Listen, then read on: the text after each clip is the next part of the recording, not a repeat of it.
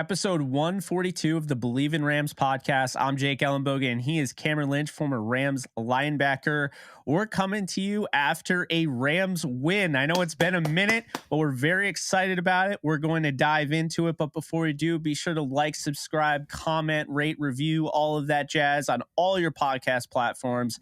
And we're going to read this ad read and get right into it. So basketball is back, and BetOnline remains your number one source for all your sports betting needs this season. You'll always find the latest odds, team matchup info, player news, and game trends at BetOnline. And as your continued source for all sports wagering information, BetOnline offers NFL, NBA, NHL, MMA, tennis, boxing, or even golf. Head on over to betonline.ag to join and receive your 50% welcome bonus with your first deposit. Make sure to use promo code Bleav, BLEAV, to receive your rewards. BetOnline, where the game starts. So Cam, well, when this game started, I can tell you I was absolutely pumped. I don't know why I was so excited for a 3-9 football team to play a 5-7 football team, but I was. I felt like, anytime you get a primetime game, it's special. So the burning question, Cam, after this game, and we're going to get into it, but burning question, starting it off. What is Baker Mayfield's future with the Los Angeles Rams? Jake, can I say, let's go, Baker? Wow. I mean, seeing Baker Mayfield and his confidence, I think that's the headline. Baker's confidence. Seeing that on display was absolutely outstanding. I know, like, the theme of the game and people were watching was, oh my gosh, this man only had 40-something hours to prepare. How does he do it? And we talked about it on the podcast prior, Jake. We were like, this man has the juice. I said I did say he didn't have the sauce, right? He just had the juice. But I think I gotta take that back, Jake. I think the man has the sauce. First round draft pick coming out of Oklahoma. So we did say that they're the creme de la creme quarterbacks, right? The past couple of years. And so the way that he came in and prepared, within 2 days, executed, ran the whole offense, calling audibles, options, checking to runs, throwing the deep ball. I mean, Jake, come on, man. This is what we needed. This is what the Rams needed. I'm super excited. I know you were going crazy on Twitter, man. How are you feeling about Baker Mayfield and his performance? Well, I had to stop myself from buying a Baker Mayfield jersey. That's where we're at right now. In case he changes the number, because he's probably not going to wear 17 if he's on the Rams next year. He made that very clear that he does not like that number. Ryan Fitzpatrick said, he's like, oh, it looks great on you. And he said, don't stop that. No, it doesn't. But no, Baker Mayfield, we both wanted them to go out and get him.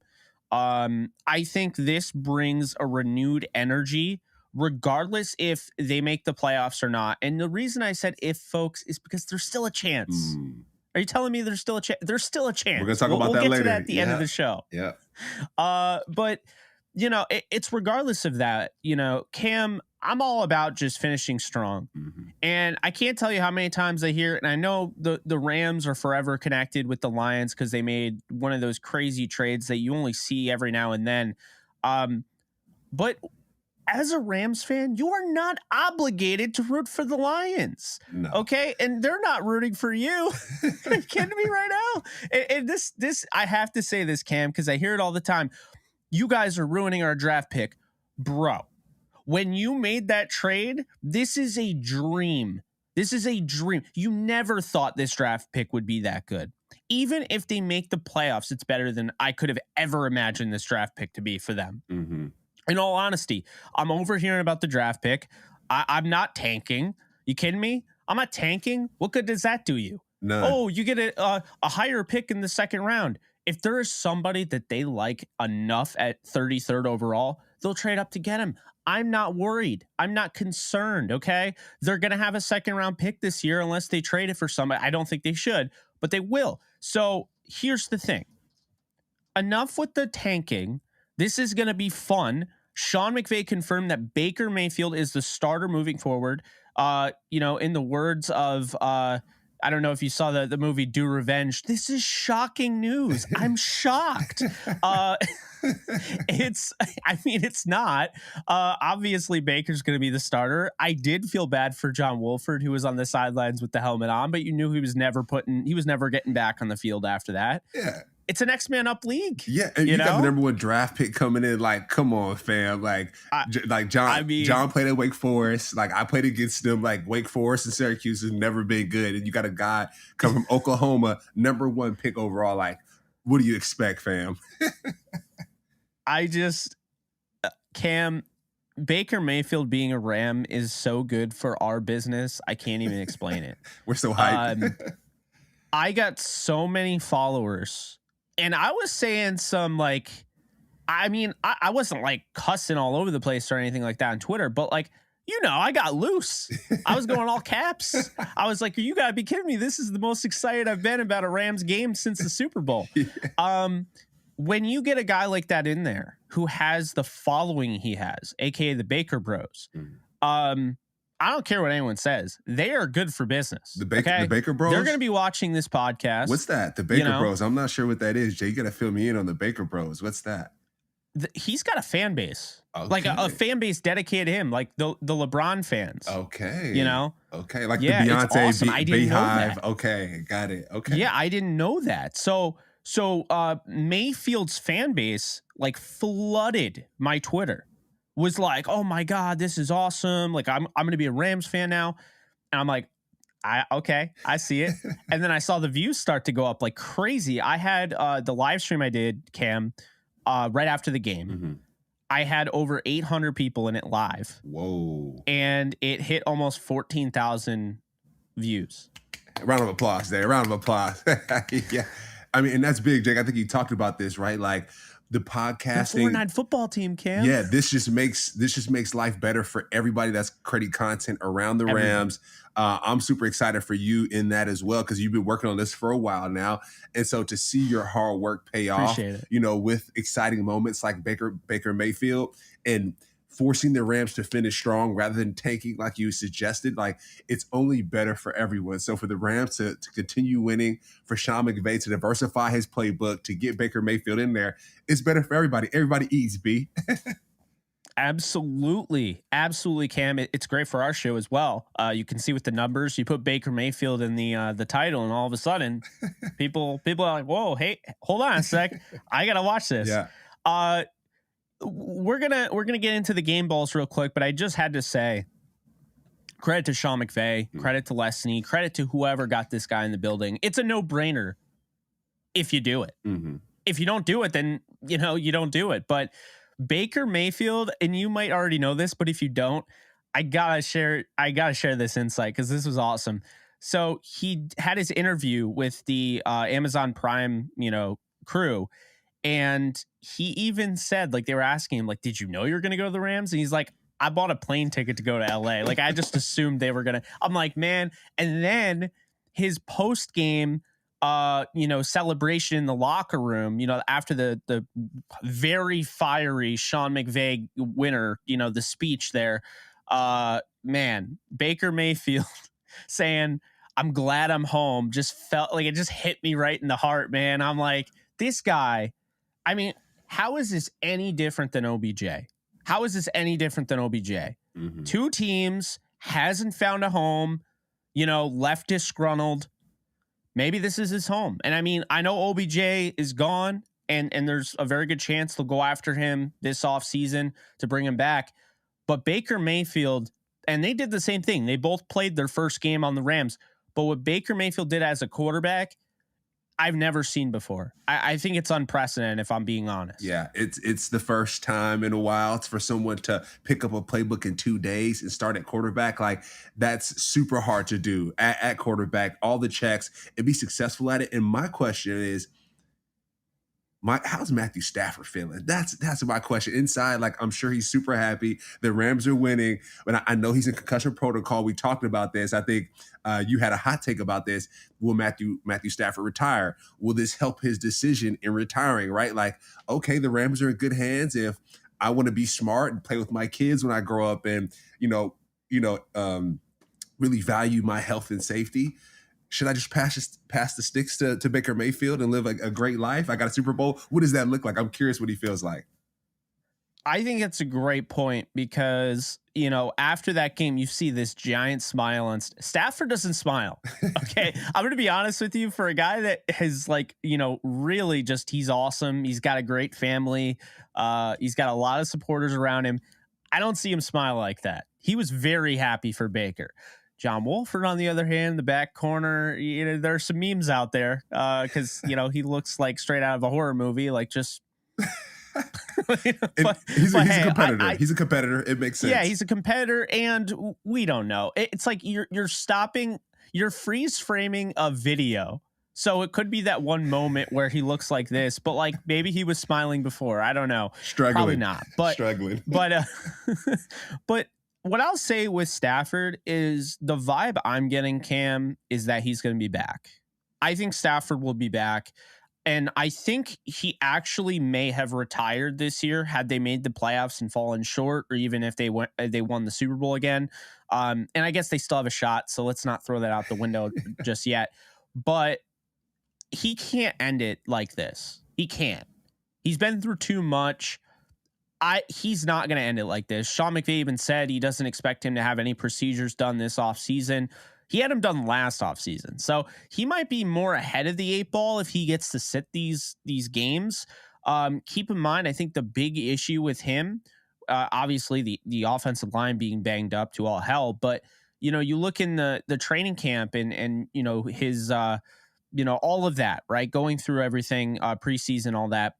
He wasn't really able to get on the same page with like Allen Robinson and other guys because he was banged up and didn't really practice as much as some of the other guys. So, I feel like that's the thing that kind of gets lost on people is Wolford took the majority of the first team reps in the offseason.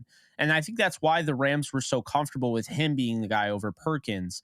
So now it's a little interesting, right? Because Baker is probably going to command a decent deal if he finishes off this year strong. But if he doesn't finish it off strong enough, then the Rams won't sign him, right? So it's one of those things where you want him to do well, but if he does too well, he's probably out of the Rams' reach because you're not going to pay $17 million for a backup quarterback, right? So, I mean, at that point, compensatory pick comes into play. And they already knew they were getting one. And I said this. I was like, look, compensatory picks for quarterbacks are different. Because a backup quarterback, if somebody signs him to be their starter next year, like I mentioned, a Trubisky type of deal, that's going to be at least a 4th round compensatory pick, I would imagine. And then you have like and then you have the buzz of Baker. Like Trubisky was drafted high, but Trubisky does not have the brand that Baker Mayfield has. He doesn't have the sauce like Baker has the sauce.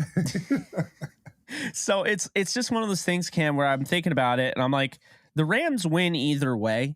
But I definitely want to see this guy back. And I can't believe I'm saying it. It may be reactionary.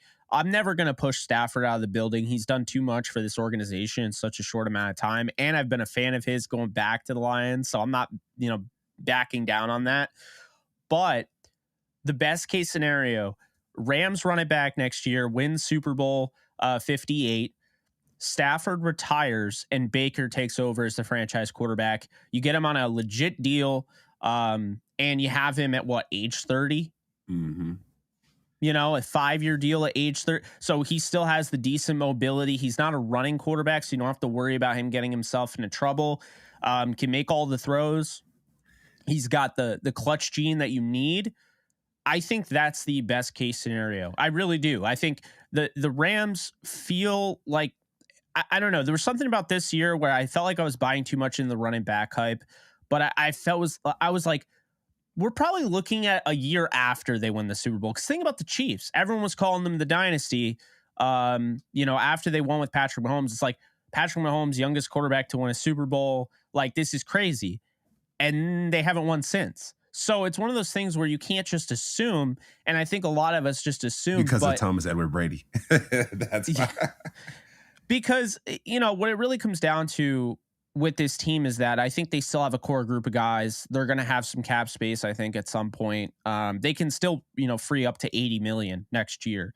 It's not as easy as just freeing it up, right? You have to make some tough decisions, but they could. And, I just feel like when you look at like a Baker Mayfield, this is a guy that we've talked about it. He won the Browns their first playoff game in years. He broke the rookie touchdown passing record. He had 2 really good seasons, throwing over 90 passer rating.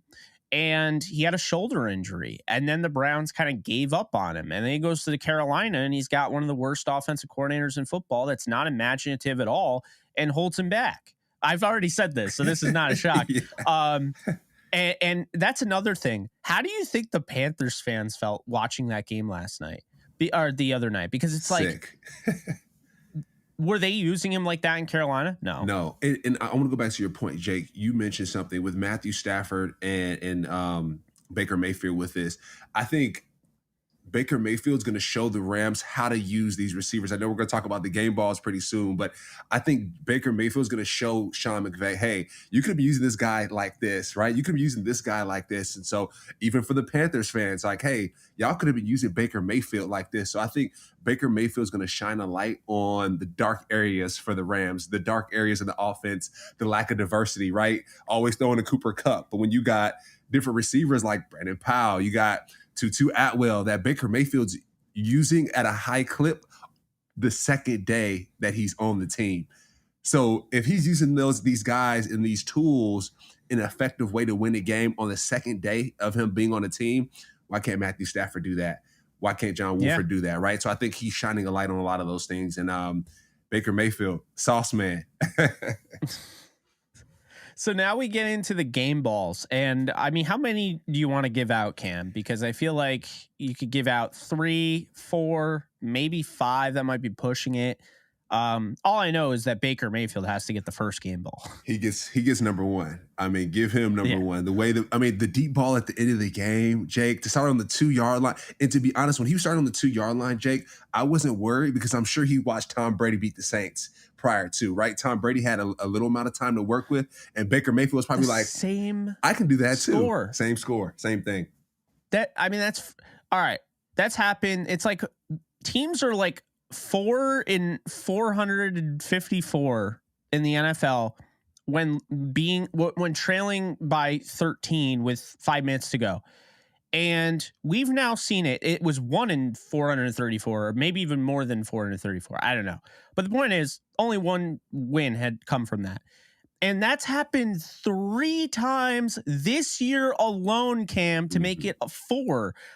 If you forgot, because obviously you talked about the Brady one, Baker, but you can't forget the Jets earlier in the year with the Browns, man. Mm-hmm. Nick Chubb scores. They come back, the most improbable win because they actually had to hit an onside kick. They had no timeouts. They weren't going to be able to stop him on defense.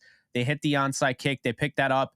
And then the bomb from Flacco to Corey Davis. That game was one of the craziest things I've ever seen in my life. That's happened 3 times. The 4 times all time, 3 of them have happened this year. Question for you, Jake. When Tom Brady beat the Falcons in the Super Bowl, right? And at that moment, I think it was coined like, don't ever give up on a game because it's never over until it's over, right? Like, I wonder if Tom Brady created a mindset, I think, just for the sports world, the sports industry, all the teams, like, hey, if you give me 2 minutes as an athlete at the end of a game to win, like, it is possible. I'm not sure if that was possible prior to Tom Brady and just that mindset, but I'm seeing it over and over again, similar to like how Steph Curry changed the game of basketball, right? Ruined the game of basketball, shooting 3-pointers, and you got big men shooting 3-pointers. I wonder if Thomas Edward Brady has changed the game and instilled that confidence in young quarterbacks and just offensive coordinators and just people in general to finish strong and to never give up when you only have 2 minutes or 1 minute on the clock. And so I'm just curious about what that looks like. So it's funny with Brady because I feel like that's all, like, everyone associates 28-3, that comeback. But I would go as far back, and I don't remember the exact score, but Russell Wilson threw like 4 or 5 interceptions in the NFC title game against the Panthers. And he came back and like won that game. It was incredible. And it might not be the Panthers. It might have been the Packers. That sounds about right. But yeah, it was like the most improbable comeback. They were down by like 20, 30 maybe. I'd have to look it up, but that, like, when I think of like comebacks, I just think of that game because I'm like, Russell Wilson played like absolute crap, but he stepped up when it mattered. And that's the thing. Like, you could argue Russell Wilson put them in the hole. You could argue Tom Brady put them in the hole. You know, the pick 6 to make it 21-3. That was Brady. I don't think he played well. And then all of a sudden he started, you know, coming alive. I don't know. Football is just weird, man, because it's awesome. Like well, yeah. And this is why I'm going to make this about more than just football right now. Baseball. I saw the Yankees come back. I think they were down 8-0 in the 8th inning. They came back and won that game 10-9. Football, we're talking about this comeback. But, you know, I've seen hockey games where a team was up 5-0 and they lost 7-6 in overtime. You know, but this is going to be a knock on the NBA because, man, just call it the National Blowout Association. I've never seen coaches give up on their players quicker. If shots, I don't care. If this was the NBA, this doesn't happen. The Rams being down 16-3, they're running out the clock. If this is the NBA, I mean, I'll be honest. If this is the NBA, Bryce Perkins is in at quarterback. Malcolm Brown is the running back the rest of the game. They're putting in Austin Trammell. They're putting all their backups. They're throwing the game.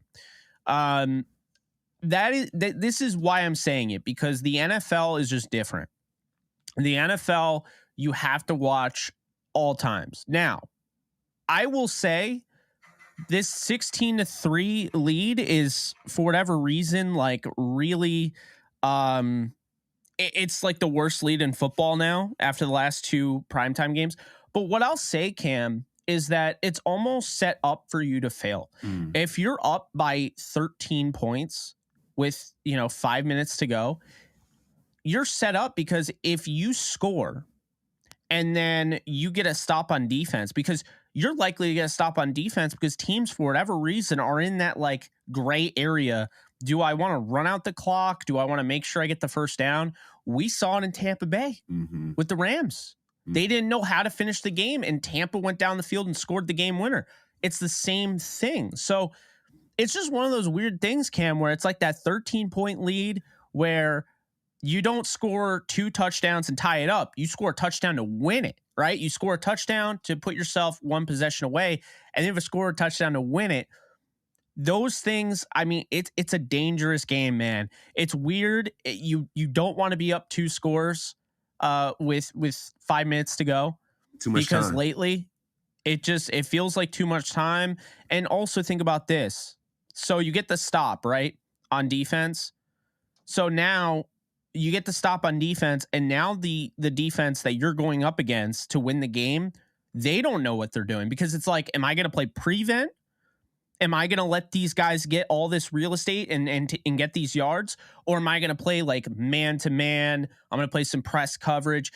It's kind of hard to know what the right decision is, right? I mean, the rule of thumb was always, if they need a field goal, you don't play prevent. If they need a touchdown, you play prevent. But the Raiders did not play prevent, and they had 98 yards to go. Sick. Yeah. And I think that's really important. A lot of times too, in practice, we always practice situational football, right? 2-minute drill, 4-minute drill. What does that look like? And those are extremely important in practice. And a lot of times in football, it can get monotonous, right? Doing the same things over and over again. But the situations in practice are extremely important because they show up in games like this.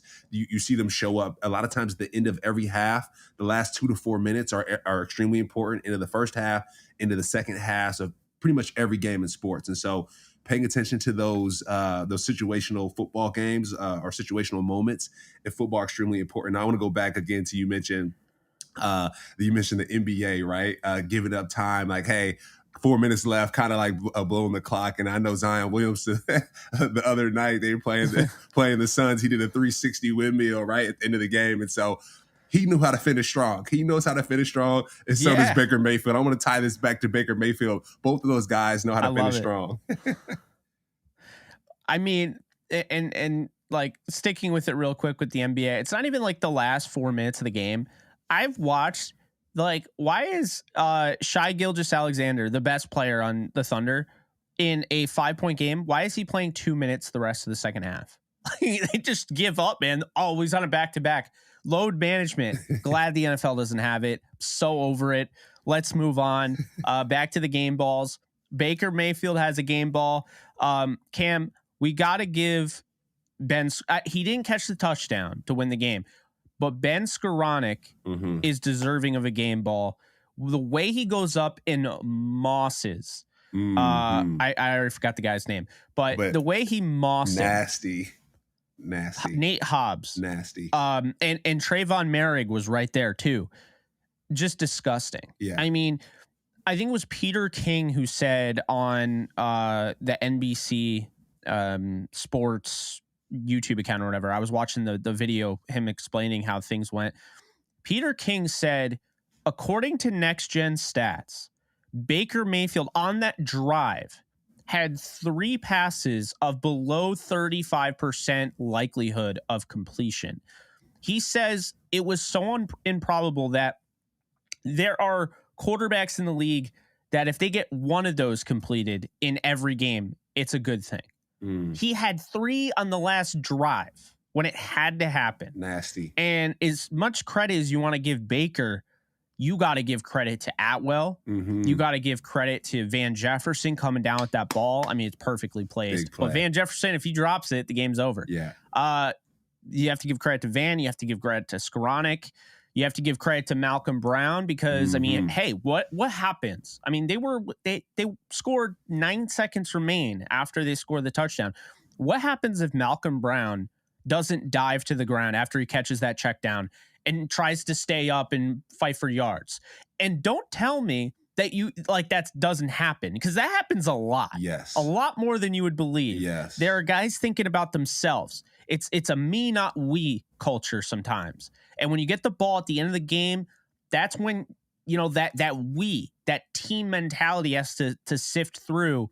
And I just got to give credit to Malcolm Brown, because I've seen that before, where now all of a sudden the quarterback doesn't have time to spike the ball. Now they lose 2 plays because you were trying to fight for yards. Hey, I appreciate the fighting for yards any other time, but not on a 2-minute drill. No. Yeah, and that's a veteran play. I think Mark Ingram had an issue with the Buccaneers. I think he ran out of bounds and didn't get the first down. He did. And he had that issue, and it's always those situational moments. And I think we talked about it. When Malcolm Brown got signed onto the Rams, I was super happy because he's a veteran presence. He knows football. He knows situations. He's been in practice where it's monotonous. It's end of practice. Coach is like, hey, we got to go through this 2-minute drill, and everybody's checking out. They're like, dang, I'm ready to go home. It's been 2 hours. I've been hitting people. But Malcolm Brown has been in many of those practice situations and sat through those moments, and it paid off. It worked out. And so having guys like Malcolm Brown on the team, he might not be running a 4-4, right? He might not, be like a Josh Jacobs, but he knows situational football. He's a team player, and that's what the Rams needed at the time. That's what Baker Mayfield needed at the time. A new quarterback. You have a veteran guy that's been on the team before. He knows what's up. And so shout out to Malcolm Brown there. And I also want to go to the defensive side as well, too. Greg Gaines. I mean, I was going to say. My man was balling out. Just the way I think he bounced back. I know we talked about the trap with when they played the Chiefs. Patrick Mahomes getting out of the pocket. He had some trouble, keeping contained. He had a couple sacks that game.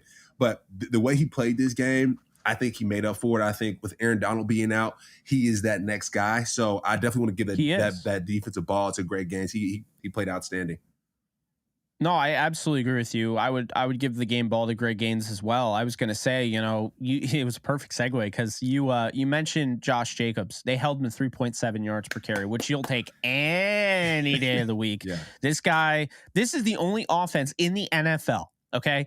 The only offense in the NFL that has 2 guys, a running back and a wide receiver, over 1,000 yards. And the Rams did not allow either of them to go over 100. We can talk all we want and be reactionary all we want. Oh, Ramsey got toasted. Yeah, but what did Devontae Adams do in the second half? I'll tell you. 0, nothing, zilch. They shut him down, okay? Derek Carr was the guy who had been in this offense And I like Derek Carr, so I'm not about to thrash on him. But Derek Carr has been on this offense in this offense for the whole season. Baker Mayfield was in this offense. He had a practice. It was basically a walkthrough, so it wasn't even like a full practice. And Baker Mayfield outplayed Derek Carr. Derek Carr turned the ball over twice. Even if Baker Mayfield didn't even really do that well, he didn't turn the ball over, but he did well on top of that. Derek Carr was pressured a bunch of times. He escaped the pocket. He kept himself upright. Shout out to him.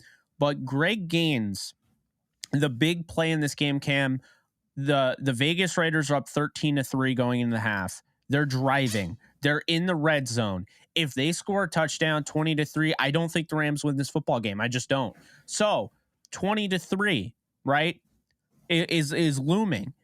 And Greg Gaines pushes the guard into Derek Carr. Carr throws one of the weirdest throws I've ever seen. And Ernest Jones picks it off. We could talk about Ernest Jones' catch. That was incredible. But Greg Gaines made that happen. Mm-hmm. And if Greg Gaines doesn't do that, they kick a field goal. They're up 16-3. As we know, they scored in the fourth quarter. That would have been 19-3. Obviously the Rams scored 14. It changes the game and everything. But the point is, they didn't get plays on that drive. They didn't get points on that drive. And that is because Greg Gaines and the pressure he put in the interior. And to me, Cam, that's a big deal. That's a huge deal. It's why he deserves the game ball. Another guy that deserves a game ball, Taylor Rapp, sealing the deal. He played a hell of a game. It's his best game of the year. PFF would agree too. Gave him a 90 in coverage, 90 grade in coverage. Hey, look, I give this guy flack. You know it. I mean, we joke about it. I don't hate him though. Let's be real here. But I give the guy flack. I think he's had some good moments. I think he's had some off moments.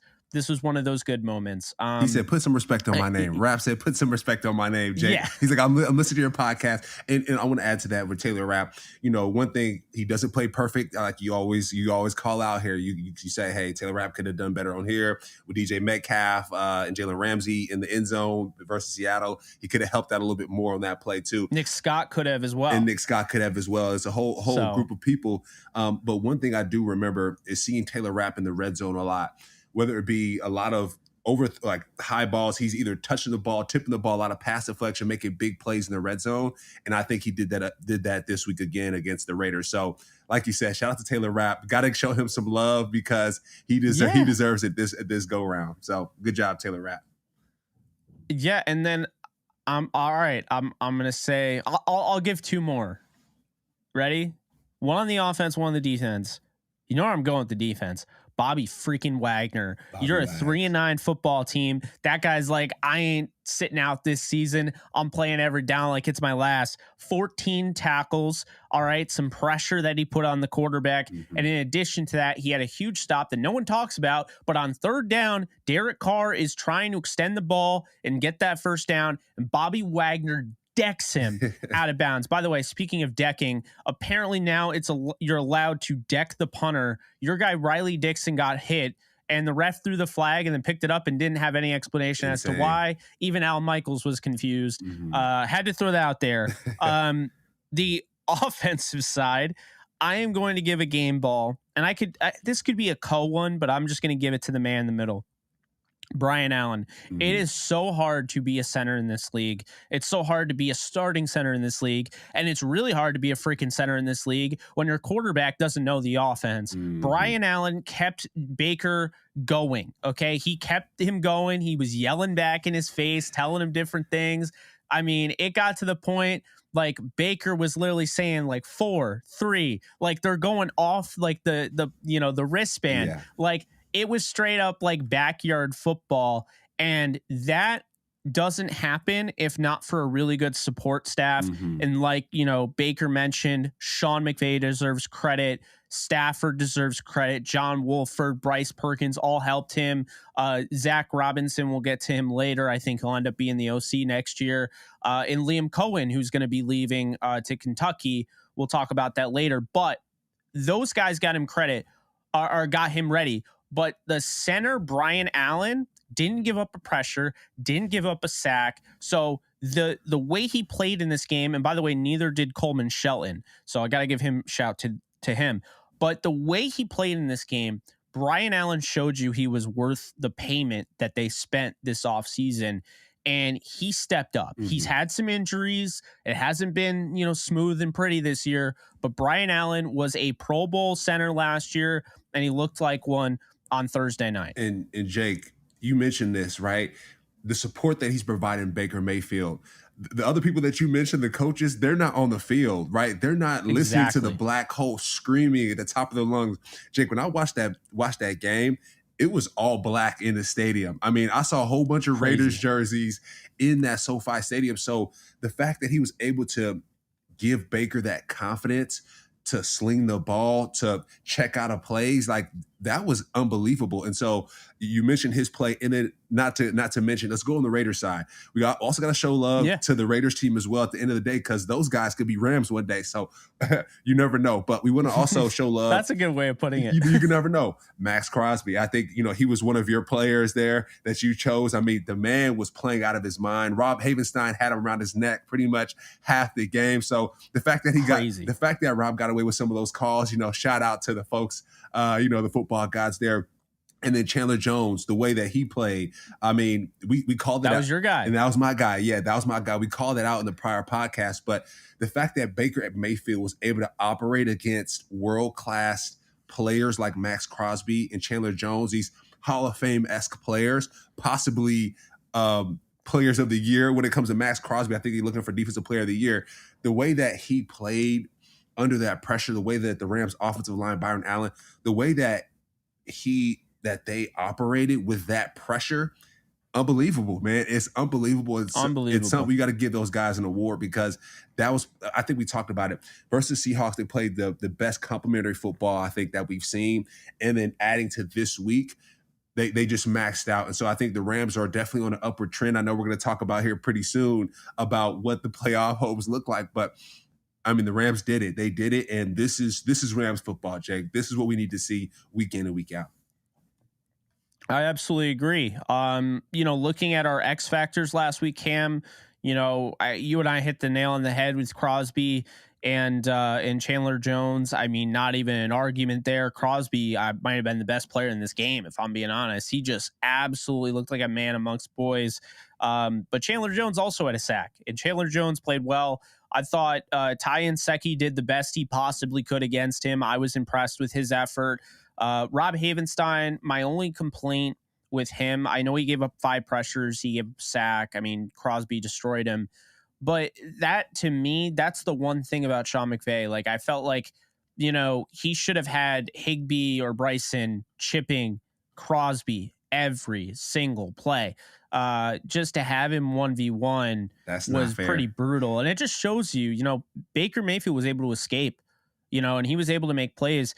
But it goes to show you, it further proves my point. Guys like Brian Allen and Coleman Shelton being able to block the way they were allowed Baker to step up. And if if the interior was bad, the game would have failed. But because the interior was good, and Skura had his moments, like he wasn't great, but he wasn't bad. Like when you have a clean pocket up front that to step into, it nullifies the edge rush. Right. So I felt like they did a nice job, even though Baker was sacked 4 times. Coleman Shelton and Brian Allen, they deserve a hell of a lot of credit. And then, I had Atwell, you had Powell. Powell had some good returns. They didn't really use him as much this week, which was kind of surprising. I mean, he only had 2 targets. He didn't even have a run this week. So yeah, a little weird. They didn't really use him a ton. After maybe his best game of his career last week. So a little weird there. Atwell, most targeted wide receiver. I think I literally predicted that would happen. So that's crazy. 5 catches, 50 yards. Yeah, I mean, Tutu at the beginning of that last drive, you could tell he was going to have to help them out. He had a really nice play where he broke a tackle, ran a beautiful route, broke a tackle, and got some extra yards. Tutu just continues to grow right before our eyes. He's not Tavon. He's his own person. He's his own person. He's not Tavon Austin. He is Tutu Atwell. Keep him separate. Exactly, man. And I think Tutu has a chance, Cam, to at the end of the year, he could be the second receiver on the team. Like he could be the second in receiving. No one's going to pass Cooper Kupp. The guy's over 800 yards and he had it in the first like 9 games, which is freakish. But Tutu Atwell, now all of a sudden he's moving up the rungs. He has 237 receiving yards all of a sudden on 11 catches and a touchdown. That's 21.5 average. That's crazy. That's like Deshaun Jackson, like, territory. What could Allen Robinson be? My thing is, what can Allen Robinson be? Like, when I hear stuff like that, I'm like, oh, I know. And it would be cool if Allen Robinson had Baker throwing to him, but that's neither here nor there. That is what that is. Nice to see Van get in the end zone with a touchdown. Neither of us had him in the X Factors. We had Powell and Atwell. You had Scott. I thought Scott had some moments. I had Foster Moreau. He didn't have any moments. They shut him down completely. He had one target. They didn't let him see the ball. That's not me missing. That's the Rams like game planning. Like, we're not going to let the tight ends do anything. You had Mac Hollins, who at the beginning of the game destroyed the Rams. They had no answer for him. He had 2 catches for 22 yards, and then he had 3 carries for 40 yards. Mac Hollins was a baller. They just stopped using him. I don't know why. They tried to get cute. It was working. Stay with what works. Yeah. I mean, I'm not complaining, but you start to wonder why the offense was struggling so much. I mean, Mac Hollins was destroying this team, and then they didn't use him again. I mean, it was kind of bizarre. Devontae Adams is catching these one-handed passes. I mean, the guy's a Hall of Famer. Like, going against Jalen Ramsey, I know we talked about this. Double team Devontae Adams, and I almost tweeted that, Jake, at the beginning of the game. I'm like, double team Devontae Adams, and Jalen Ramsey had a one-on-one. He had an outside release, so it was Jalen Ramsey in the sideline pretty much, and so he had a tough go there. But the Rams are double teaming Devontae Adams, and I think maybe the Raiders fell in love with Devontae Adams. Like, oh, this guy is balling out. Let's keep going to him. Let's figure out what that looks like. And Holland is just sitting there like, hey, what about me? So that's neither here nor there. That's on them. We got the dub, so that's all that matters.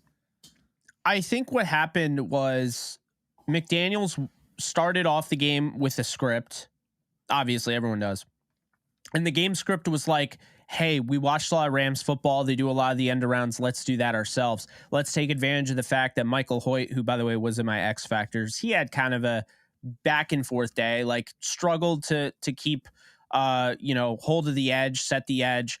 But, he had 2-3 pressures. I thought Copeland played well as well, so I have to mention him. But I think with McDaniels, he was like, we got him where we want him. They have Hoyt there.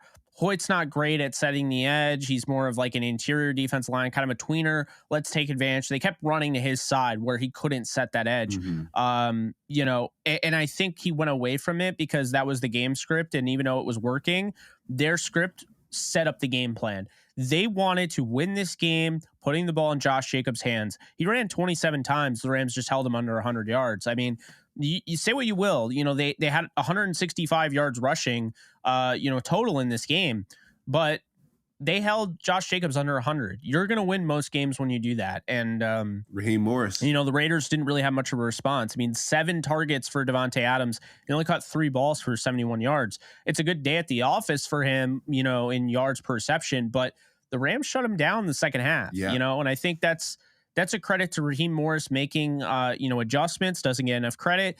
And I think it's a credit to this Rams defense playing like its life is on the line. And this team just continues to fight. We love it. No matter what you say, they just continue to fight, man. Bleav in Rams. Let's go. Bleav in Rams. Run the damn ball podcast. Bleav in Tutu. Yeah. All our little things there. But Liam Cohen, the offensive coordinator, Cam, we'll dive into this, then we'll get into the Rams playoff clinch scenario, and then we'll close it out. Liam Cohen is leaving the Rams per Chris Mortensen.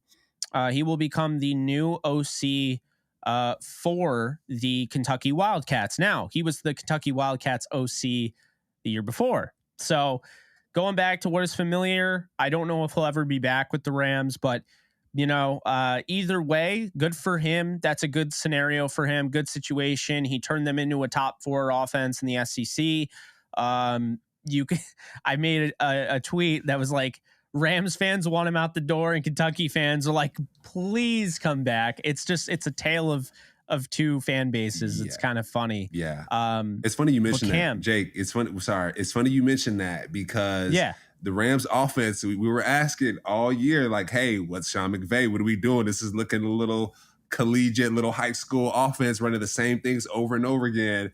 So, at this point, it makes sense, right? Like, it seems like they're finding success now, diversifying the playbook. And he was probably like, Sean McVay doesn't need to pass the sticks. I need to pass the sticks, and I need to go to Kentucky. So it makes sense. It makes a lot of sense now.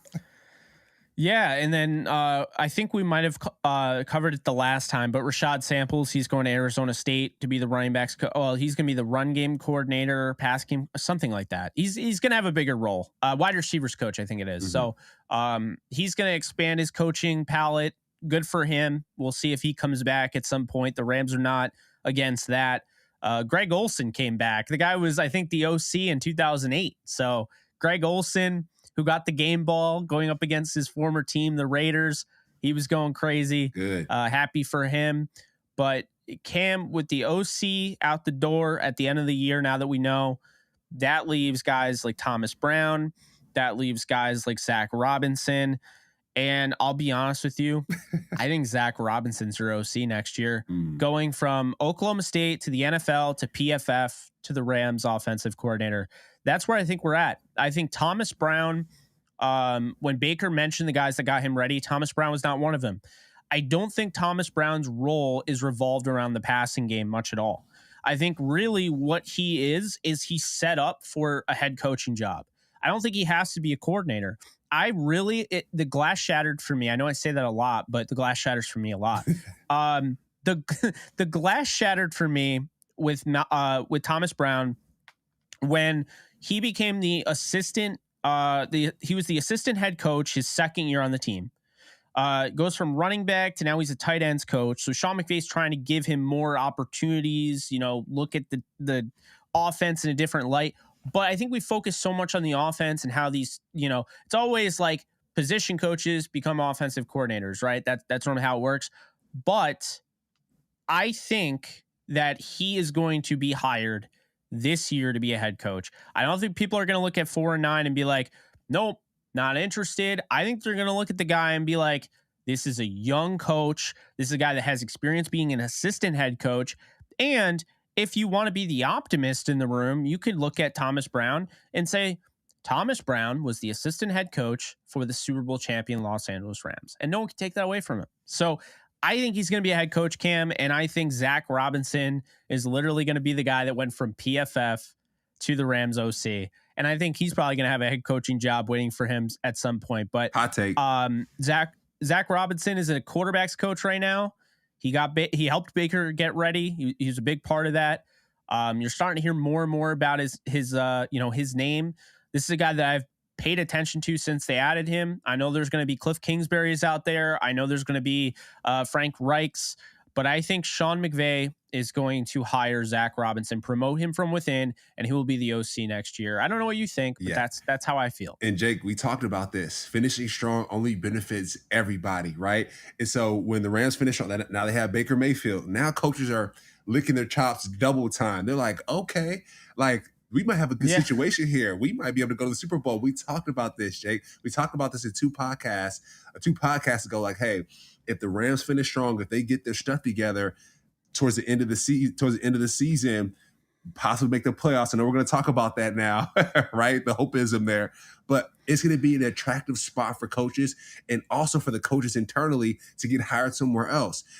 Coaches, people are going to look and say, hey, the Rams were doomed. They were down and out. And then, oh snap, they got Baker Mayfield. Now they're finishing the season strong. Now they could possibly make the playoffs. Who were the coaches? What were the ingredients that made this happen? So all the coaches on the staff are part of those ingredients. The Bleav in Rams podcast are part of those ingredients, right? Hyping the fans up to get there to that point. But it's going to be extremely attractive, the Rams are, for anybody in the sports industry next year. So I absolutely agree with you. And I love that they're finishing strong. So now we get into the craziness. This is the craziest thing we will talk about on this show. The Rams making the playoffs. I know I said I wasn't going to do it, but as you know, I put in my work, man. Yeah. I do my research, and I went down a rabbit hole, Cam, and safe to say I've done it. I'm back into conspiracy theorist Jake. I don't know, whatever you want to call it. And this is the tweet I put out. In case those of you out there are still trying to hold on to a miracle, this is the only way for the Rams to make the playoffs. They must beat Green Bay, Denver, Chargers, and Seattle, win out at 8-9. Then they need Washington or the Giants to lose all their games. So they need either or. They don't need both of them. They don't need both. I have the schedules below, so I can even give those to you. Yeah. So they don't need both of them to lose. They just need one to lose. We're going to find out really quickly which one that we want them to lose, because if Philly beats, if the Giants beat Philly this weekend, then you need the Giants to beat Washington. So this weekend is going to say a lot. Okay. With that said, Seattle has to lose out. Now, Seattle goes up against Carolina this weekend. If Carolina can do the Rams a favor and win this game, then maybe, just maybe, Seattle loses out. San Francisco, Kansas City, Jets, and then the Rams to finish the season. So I think the Rams are going to beat Seattle week 18. I think they were the better team the last time they played them. So I think as long as the Jets can take care of business, Kansas City, San Francisco, and of course Carolina, I think the Rams can actually take down Seattle in the last game of the year. Yeah. But the last thing, this is important. Green Bay, who the Rams play, Detroit, New Orleans, and Atlanta can't win 8 games. They can't win 8 games. If they get to 8, it's over. So I have it all broken down. Even Arizona is still alive somehow, but I'm not worried about Arizona. They play New England, Denver, Tampa, Atlanta, and San Francisco. Yeah. They lose 2 and they're out. Yeah. Carolina loses 2 and they're out. I'm not really worried about Carolina. Seattle, they have to lose 5. Ooh. Carolina, San Francisco, Kansas City, the Jets, and the Rams. Detroit. For those of you out there that want to root for Detroit, don't. Why would you root for Detroit? The Rams still have a chance to make the playoffs. Don't do it. Root for the Vikings. Root for KOC, man. Okay. If the Vikings beat Detroit, they just need to lose 2 more games. Detroit has Minnesota. They have the Jets. They have Carolina. They have Chicago. And they have Green Bay. Green Bay can't win 2 more games. Detroit can't win. They can't win 2 more games. So it's going to be tough. Like, that's the thing. So Detroit plays Minnesota, the Jets, Carolina, Chicago, Green Bay. They got to lose 3 of those games. And, Green Bay has the Rams. And at that point, if they beat Miami, Minnesota, Detroit, now they're down. They need 2 losses and they're done. The Rams need 2 losses out of Green Bay. If the Rams beat Green Bay on Monday Night Football, the Packers are screwed. They got Miami, Minnesota, and Detroit. So theoretically, they have to win out to have a chance. Mm-hmm. So that's good. New Orleans, they lose 1 game and they're done. Atlanta, Cleveland, Philly, Carolina.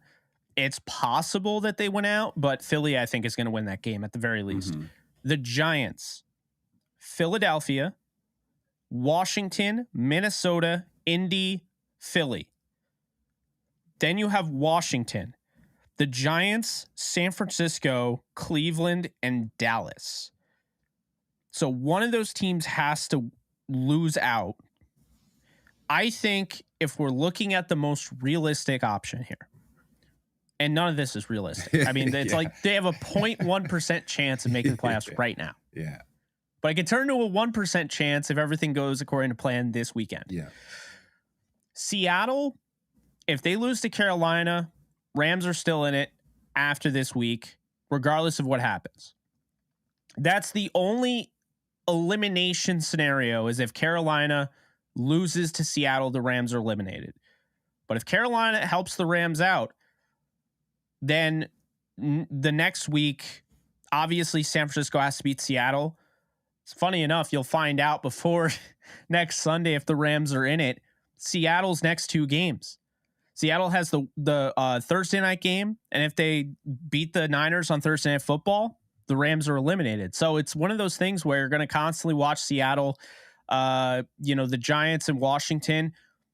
Like I said, one of those teams has to lose out. Who's the most likely? I look at Washington. They got the Giants, the 49ers, Cleveland, and Dallas. Unfortunately, that Dallas game could be a problem because Dallas doesn't have a chance to win the division. So they could sit their starters the last game of the year. That would be brutal. Yeah. But Washington against the Giants, San Francisco, Cleveland now with Deshaun Watson, and then hopefully Dallas plays some starters. That could be interesting. Yeah. And you mentioned Seattle. So we got to watch Seattle. And as you know, there's always love-hate with Seattle. There's always, I won't say beef with Seattle, but there's always a little something with Jalen Ramsey, Seattle with Bobby Wag. So I guess as fans, as people who consume the game of football, love the game of football, hoping that the Seattle Seahawks go down, right? So the Rams can go up. That's it. Yeah, I mean, there's absolutely. I mean, if Seattle loses out, then this is possible. Anything's possible. Yeah. With Baker Mayfield, maybe. I will say, Cam, it would be a weird flex, but the last game of the year, because we'll know this, if the Rams and Seahawks become the last game of the year, that gets flexed to 8:30 on Sunday Night Football. That'll literally be to go to the playoffs. Sick. That'll be out of this world. That would be nuts. And if that's the case, if the Rams if they're in a position where they beat Green Bay, Denver, and the Chargers, and they're 7-9, and they have a chance to go to the Super Bowl, or not Super Bowl, the playoffs, if they beat Seattle, I mean, who cares at that point how far they get in the playoffs? If they actually make the playoffs, Baker Mayfield is going to be a legend in Rams history. Like, that would be the craziest comeback. Like, I mean, that would really be like the craziest thing ever. What do we do, Jake, if the Rams make the playoffs? Let's end the podcast on if the Rams make the playoffs. What's a bet? What do we do? What's something that we're doing if the Rams make the playoffs? Well, what's the scenario here? It's weird because I don't know how it works because I think the Rams only have one IR elevation. Robert Woods. Allen Robinson would be out for the year. Mm-hmm. So he has to get like foot surgery or whatever. He'd be done. But Cooper Kupp could be back. Like if they make the playoffs, I don't know how it works. I don't know if you could take just whoever you want off IR once it's the postseason. But Cooper Kupp would be back. I think they would choose Cooper Kupp over Stafford because Stafford had the spinal cord contusion. I think they probably just want to give him the year. But maybe if they make the playoffs, they put Stafford back in. I think who is more likely to give you a chance if Baker got you to 8-9. I can't believe I'm saying this, but I think you got to keep Stafford on IR and you got to bring Kupp up. Coop. Yeah. You need to score touchdowns. Baker's throwing them. Coop's going to catch him. You know what I mean? And with Matthew Stafford. Aaron Donald would be back. I mean, and go back to the point with Matthew Stafford. Long-term health and safety at the end of the day. So I don't think we should be hung up on, should we bring Matthew Stafford back or not? Like, let's just put the man on ice. Let's put the man on ice for his longevity and for his livelihood. Bring back Cooper Kupp. Bring back Aaron Donald. And let's roll with Baker. Bleav in Baker. Let's go. Why not? Yeah. Now, this is ridiculous. I mean, a lot has to go their way. But this is one of the more possible crazy 1.1% scenarios I've ever seen. I mean, the fact that these schedules seem to line up decently well for the Rams if they can take care of their own business. I'm sure one of these will probably be it'll be close. If they win out, it'll be close. It'll be one of those things. Probably Washington beats Dallas and that ends it. Taylor Heineke coming through in the clutch. Yeah. Yeah. One of those things. But I mean, until it's over, I mean, you can at least hold on to it. I'm not saying it's going to happen, but you can at least hold on to it. And you can hold on to this because we're going to end the show presented by BetOnline. We are going to end the show on the best way possible. If you guys are worried that they're not going to make the playoffs, it's not a big deal. If they make the playoffs, great. If they're not, they weren't expected to when they were, going into that Thursday Night Football game. Really, the Seattle game was the last straw, but stranger things have happened. However, if they miss the playoffs going 8-9, That is almost identical to the Patriots season the year after they beat the Rams in the Super Bowl. The Patriots beat the Rams in the Super Bowl, and I'll let you end on this. They beat the Rams in the Super Bowl, and then the next year they missed the playoffs. They won 4 or 5 straight. They went 7-9. They missed the playoffs. Everyone wrote them off, and then the next year, the dynasty started. They won 2 in a row. The only team to win 2 in a row in the last 12 years. I'm just saying. This team has what it takes, I think, to run it back next year. They got the core pieces. They can fill in the gaps. They've learned a lot about themselves this year. You learn more in your losses than you do in your wins. And I think this is a completely this team has been in every single game. Nothing changed in the fourth quarter. And, I would say so much so that if anybody is going to turn this thing around, it's going to be the Rams. I really believe that. Whether Baker's the quarterback next year, if Stafford retires or Stafford's the quarterback, their injuries were brutal. But even still, with all their injuries, Sean McVay and this team fought, and they were in every game this year. So take solace in knowing the fact they're going to have an easier schedule next year. This was the number 1 schedule in the NFL. They had 14, I think it was 14 different offensive linemen start this year. They just had back-to-back games where they started the same offensive line, and they finally won a game and snapped their 6-game losing streak. There you go. So it's one of those things, man, where a lot of crazy stuff had to go against them. They dominated Tampa, and they lost the game on the final play of the game. They outplayed Seattle. They lost the game on the final play of the game. I'm just saying. You have those 2 games switch, and now we're talking about a team that instead of 4-9, they're 6-7. And if they're 6-7 right now, I'm absolutely putting them in the playoffs. Yeah, that's the difference, And it's one of those seasons where they've been in every game, and they've lost 9 of them. They've won 4, but if they were just struggling, reeling, playing like absolute garbage, I'd understand it. Mm-hmm. But I'm not giving up on this team going into next year. The way they're fighting, the way Baker Mayfield is fighting. I mean, just look at how this team played around Baker Mayfield. Yeah. This team is 4-9, okay? You never know it with the way they play. They're playing harder. They played harder than the Raiders did at 5-7 with the playoffs still intact. I'm just saying, don't sleep on this team to make a big, statement next year, and don't sleep on this team to go back to the Super Bowl next year. I'm just going to say that right now. Let's go. Bleav in Rams. And Jake, can we end the podcast with the "Let's Go Baker" chant? All right. By all means, you do it. You lead it. All right. 3 and 2 and 1. Let's go Baker. Let's go Baker. Let's go Baker. Bleav in Baker. I mean, it's exciting to see him step in, own it, and crush it. And yeah, like you said, Rams back in the Super Bowl. Let's go. Let's run it back. I got the shirt on, from the previous Super Bowl. Yeah. Let's go. Let's run it back. Vamos Rams. Hell yeah. I'll just say no team wants to see this team in the playoffs. I'll leave it at that. Let's go. Record doesn't matter when you make the playoffs. Yeah. No 7 seed has ever beaten a 2 seed. This would be the first if they made it. I'll say that right now. But that's going to do it for us. I'm Jake Ellenbogen. He is Cameron Lynch, giving you hope as always. And this has been episode 142. We will be back. We got some time until the game, a lot of time. So, we'll get you ready for the Rams Packers game. Don't you guys worry. But until next time, you guys take care. All right. Later, folks.